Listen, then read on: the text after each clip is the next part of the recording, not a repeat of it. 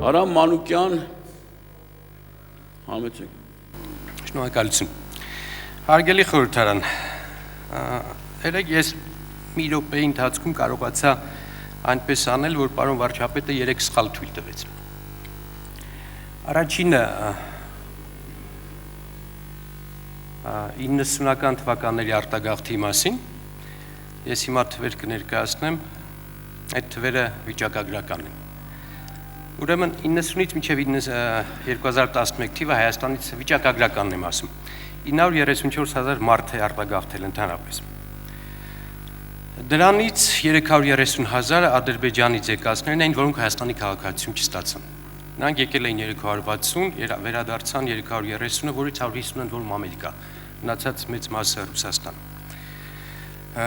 275,000 աղետի գոտու արտագաղթածներն էին, նրանք հիմնական Սոչի սոխում այդ կողմերը արտագաղթեցին, 100,000-ը եկավ, 175,000-ը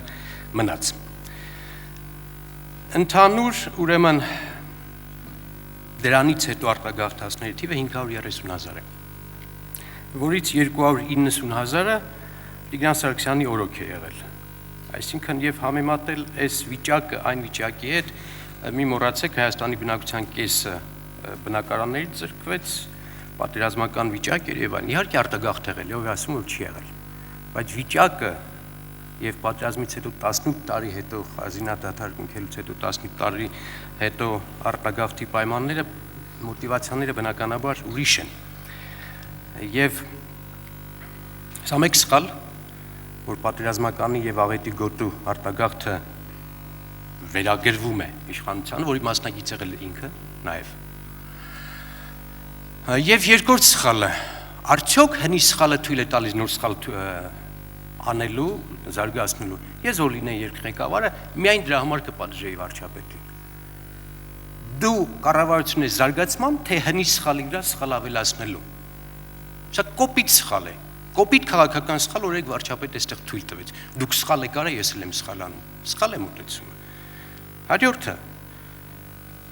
դուք մոռացել եք, որ մենք գոնե ես պրոֆեսիոնալ պարլամենտյոր եմ։ Ես որ հարց էի տալիս ձեր հայտարարության մասին, ես արդեն ունեի այն տեքստը, որ դուք ասել եք արտագաղթի հետ կապված։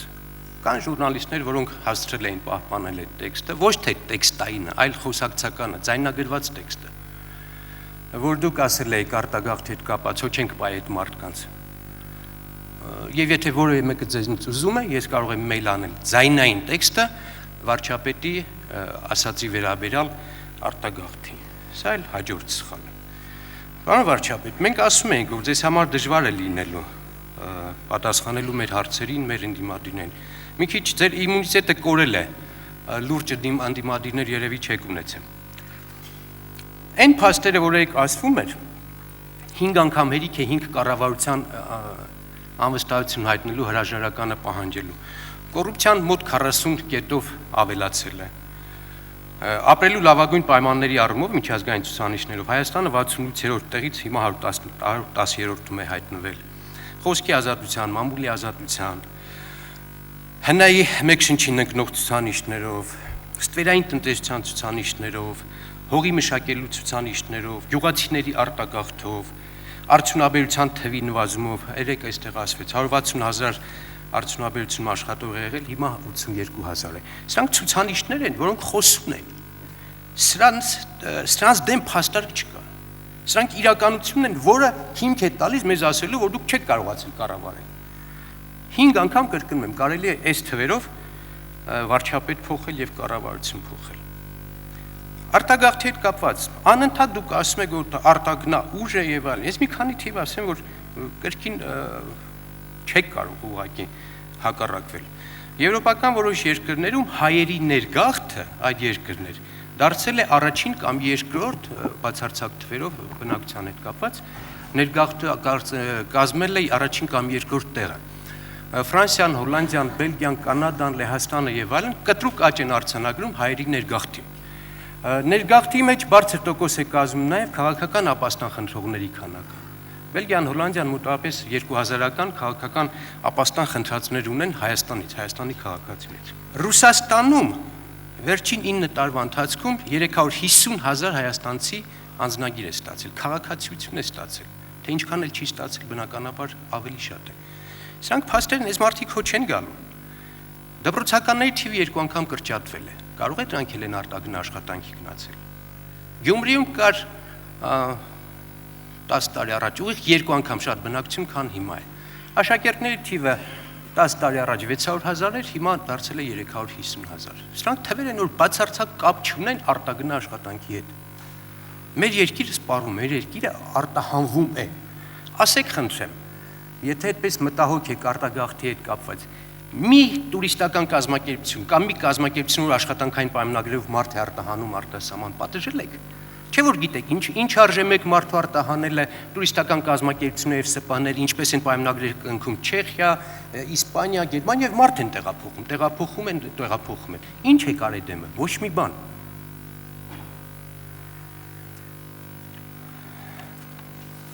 Ես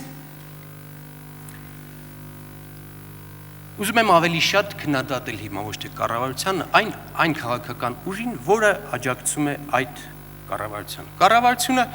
չարաճճի երեխայի նման է։ Նա եւ գայթակղության է պատրաստ, քանի որ փողի հետ է աշխատում եւ վարչական մեխանիզմ ունի, լծակներ ունի եւ այդ գործում աշխատում է իրեն լավ զգալ, բայց կա մի ճնշող, մի զսպող, մի կաշկանդող մեխանիզմ, դա պարլամենտի քաղաքական ուժն է։ Նրանք ավելի շատ անձոր են, քան այն քաղաքական ուժը, որն նրանց առաջարկում է, նրանց պաշտպանում է եւ նրանց տիրություն է անում։ Դա հանրապետական կուսակցությունն է։ Չմոռանամ հզոր գործընկերոջը, օրինացին։ Ուրեմն, ես ձեզ հիմա թվեր ներկայացնեմ, որ իրականությունն են ներկայացնում եւ որևէ մեկնաբանություն այստեղ ուղղակի ավելորդ է։ Հարգելի հանրապետական կուսակցություն 10-15 ելույթ եղավ այս 2 օրվա ընթացքում, մեկը մի դրույթով, մի կարծիքով, մի տեսակետով չփորձեց հակադրվել իր տեսակետ ասել կամ այլընտրանք գոնե առաջարկել այն փաստաթղթին, այն ծրագրին, որ ասվել։ Ինչու՞։ Չկա ձեր այս 70 դեպուտատի մեջ մեկը, որ մի քիչ չի ընդունում, մի քիչ քննադատում է, մի քիչ ասում է, չես մի կետ էսպես չէ, այս մի բանը ուրիշ ձև էր պետք անել։ Չկա, ասեմ ինչու։ Որովհետև այդ բանը գալիս է անցյալից։ Տեսեք, ես ինչ թվեր եմ հանել։ 4 գումարման ընթացքում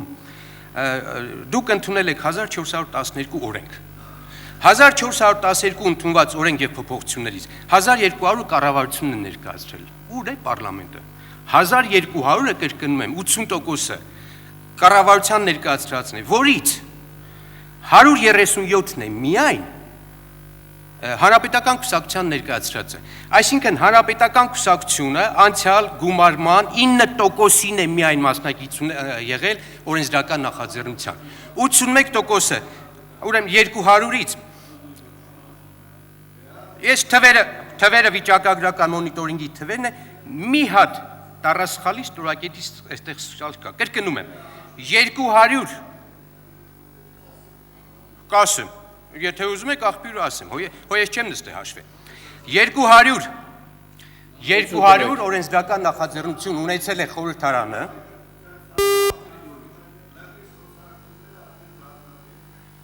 ես խնդրում եմ դա ալիճի կարգի բերեք, ուրեմն ես ներկայացնում եմ աղբյուրը ասեմ, խնդրում եմ, բաց հասարակության ինստիտուտի մոնիտորինգն է, որ արվել է ամբողջ 4 նստաշրջանի ընթացքում, 200 օրենք ներկայացրել է խորհրդարանը, որից մի մասը համատեղ նախագծեր են եղել կառավարության հետ, որից 137-ի հեղինակը եղել է հանրապետական կուսակցությունը։ Ուրիշ թիվ, որը կարող եք ճշգրտել, 63 պատգամավորից հանրապետական կուսակցության 4 նստաշրջանների ընթացքում կողմ են քվեարկել օրենքների նախագծերին 23289 անգամ։ Սա ձեր կողմ քվեարկած բաներն են, քվեաթերթիկներ։ Ուշադիր լսեք, խնդրում եմ, հետո կհակադրվեք, մի խանգարեք։ Միջինացված կարգով։ Պարոն Սահակյան, հնարավորություն։ Դες համար ես ասել եմ, որ դժվար վիճակ է լինում։ Ուրեմն միջինացված կարգով հարգելի խորհրդարան։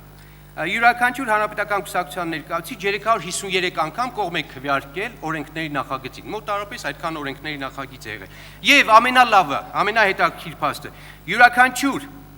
հանրապետական կուսակցության անդամ միջինացված 1.5 անգամ է դեմ քվեարկել օրենքների նախագծերին։ Հաջորդ թիվը Հաջորդ թիվը, փաստերից են ոչինչ չեք կարող խոսել։ Ավարտում եմ։ Հաջորդ թիվը եւ վերջինը։ Հաջորդ ելույթը, պարոն Մանուկյան, 63 պատգամավորից ընդամենը խոսափողը անջատեք, եւ դու չեք որոշում երբ պիտի ավարտեք, պարոն Մանուկյան։ Կանոնակարգով տրված է ժամանակ։ Այո, ես միջամտել եմ, դիտողություն արել եմ, որ ձեզ հնարավորություն տան խոսելու։ Ոչ, կանոնակարգը թույլ չի տալի, պարոն Մանուկյան։ Համեցեք։